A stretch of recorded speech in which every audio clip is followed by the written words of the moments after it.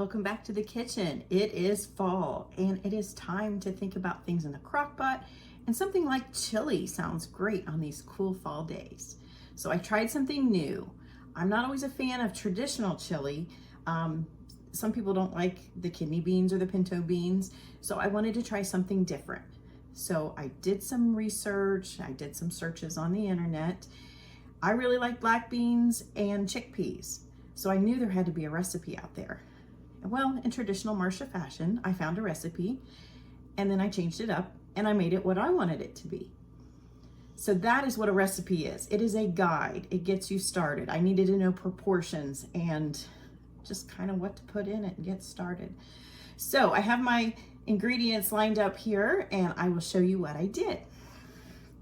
First, I put in a can of chickpeas or garbanzo beans, whatever you call them. They were rinsed and drained. And then I also put in a can of black beans, also rinsed and drained. 1 can of petite diced tomatoes. Regular diced tomatoes would work as well. I put in a can of fiesta corn, or sometimes it's called Mexican corn. It already has peppers in it. This one specifically has red and green bell peppers, so I didn't need to add additional peppers. You could use regular corn and then add red and green peppers if you wanted.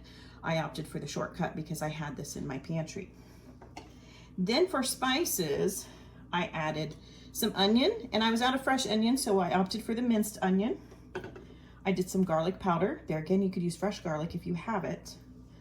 I did a teaspoon of paprika, a teaspoon of cumin, and a teaspoon of chili powder. You can adjust all of those if you like more heat or more spice, but that is a good place to start. I also put in chicken broth. About 14 ounces is what it came out to be in my best guesstimate. I used my homemade chicken broth. When I cooked some chicken in the crock pot last week, I saved the broth and I put it into ice cube trays and froze it into individual portions, and then I just pulled out what I needed. So I put that into my crock pot this morning and letting it just simmer all afternoon, and then later on we'll have chili. Let me give you a real quick peek into the crock pot, what we've got going. A little steam there, but you can see all the good things. I really like how colorful it is. It looks really eye appealing. And this is one of those you can just let it simmer.